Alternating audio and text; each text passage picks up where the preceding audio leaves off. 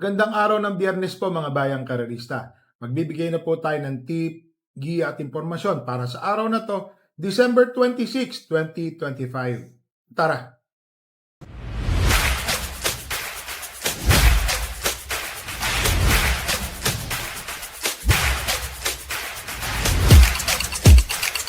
So mga bayang karerista, Merry Christmas po sa inyong lahat. Alam naman natin, a day before, ginawa po natin tong video na to.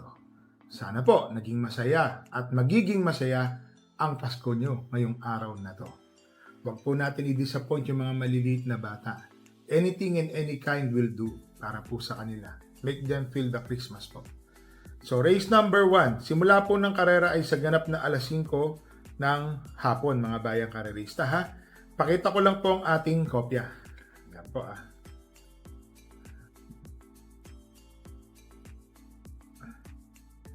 Ano? So maraming salamat nga pala kay Speakform, kay Drancel sa pagpapadala ng kopya. Yan po.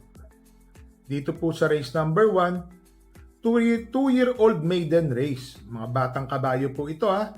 4 lang po ang kalahok o 4 entries. First choice entry number 1, Go Emma Go. Itong si Go Emma Go, may katulinan po itong kabayo na to. Tingin ko ho, malaki po ang kanyang panalo. Lalo na ho, huling takbo niya, ang tiyempo niya is 1.29. Siya na rin po yung humabol nung nasa unahan. Pero tumapos po siya kung di po ako magkamali, tersero or kwartong malapit. Para sa akin po, first choice ko po yan, Go Emma Go. May 1.29 sa 1,400 meters dyan po sa Philippine Jockey Club. Second choice, entry number 3, Blue Scholar. Ito pong si Blue Scholar, mga bayang karerista. May tiyempo po ito na maganda. Parang 1.15 sa 1,200 meters. Tingin ko, magbibigay po na magandang laban yan. Alam naman natin, mga bayang karerista, mga 2-year-old to, magbabago-bago ang takbo niyan. Alam niyo kung bakit? Dahil bago lang po sila sa racetrack. So, dito po sa race number 1, first choice, entry number 1, Go Emma Go. Second choice, entry number 3, Blue Scholar. Kung may pandagdag po tayo, uli na natin. 4 lang naman po yan, mga bayang karerista. So, dito na tayo sa race number 2, 3-year-old and above maiden race. Placers po ito ha, mga bayang karerista, bagong kabayo at natitimbang.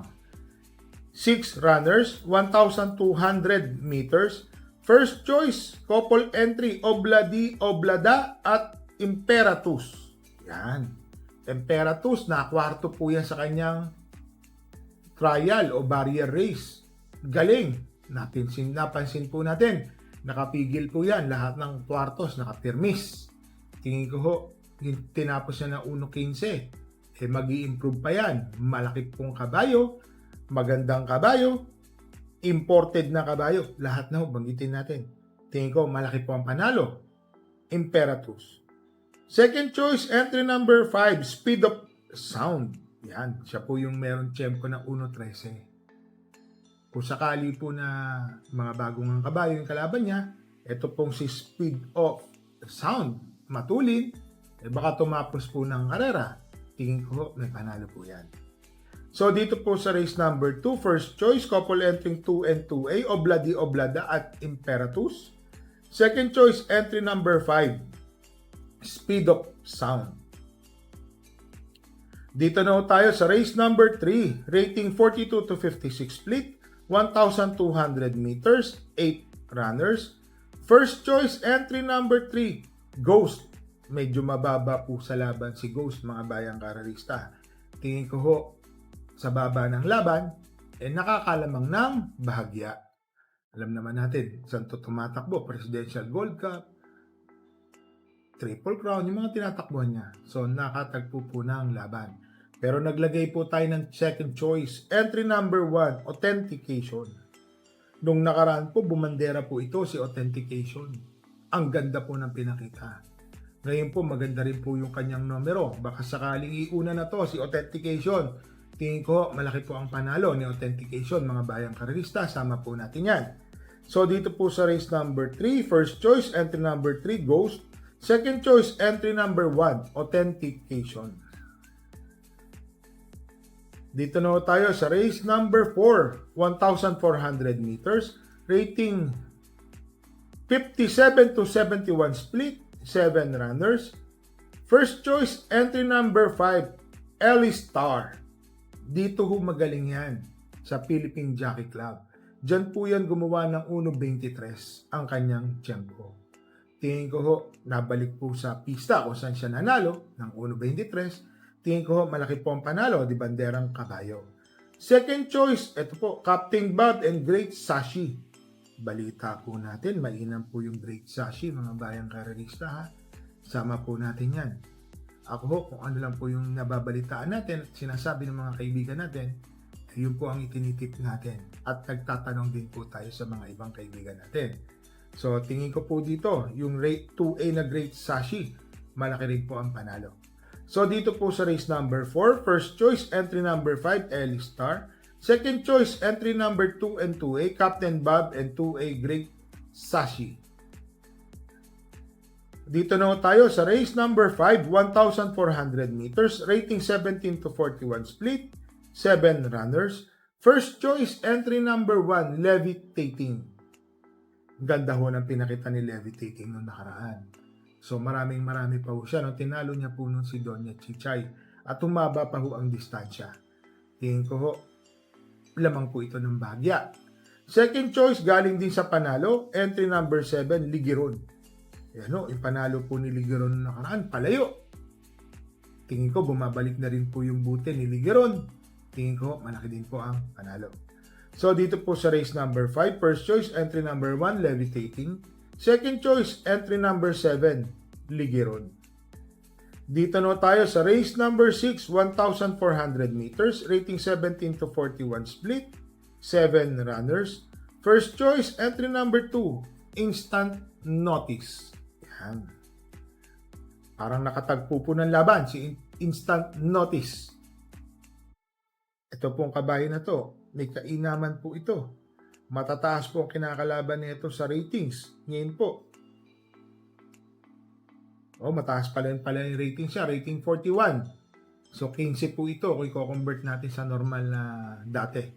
Tingin ko, Instant Notice, nakakalamang po sa laban. Malaking-malaki po ang panalo. Naglagay po ako ng second choice. Entry number 6, Marengo. Sa poll po nung sinakyan ni Jeff Tagulaw Sarati itong si Marengo. Nag-i-improve na po ang kada takbo niyan. So, yung 2 o 3 takbo niyan, may ina po ang pinapakita ng tiyempo niyan. Para sa akin po, kung sakaling, alam niyo na, may mangyari di maganda, Marengo nasa unahan. Malaking panalo po yan. So, dito po sa race number 6, first choice, entry number 2, Instant Notice. Second choice, entry number 6, Marengo. Dito na tayo sa race number 7, rating 42 to 56 split, 8 runners, 1,200 meters. First choice, entry number 5, Spellbound, Matuling Kabayo. Baka ito na po ang magdala ng marcha. Spellbound, mga bayang karalista. Pabs Caballero ang sasakay. Tingin ko, malaki po ang panalo ni Spellbound. Naglagay po ako ng second choice. Entry number 4, Domsat 7. RC Simasyo, minus 3 kilograms. Magaan po yan, mga bayang karalista. Ha? Ito pong si Domsat 7. Tingin ko baka siya po makinabang habang nagkakaroon po ng early battle po sa unahan.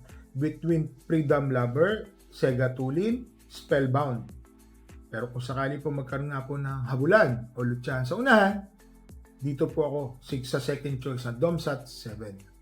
So, dito po sa race number 7, entry number 5, first choice, Spellbound. Second choice, entry number 4, Domsat 7. So, mga bayang karalista, uulitin ko lang po Merry Christmas po sa inyong lahat. Ito po, pasasalamatan muna natin. Ito pong mga bataan ko, si Fred, si Jason, si Macmac, pati po yung manggagamot. Si pangalan nun, nakakalimutan ko. Nakachamba po tayo dyan sa Del Monte Cockpit Arena. Kaya ito po muna sinuot ko. Sa mga katuka, kasabong, sabihin na natin yung mga ganyan. So medyo pinapalad po tayo.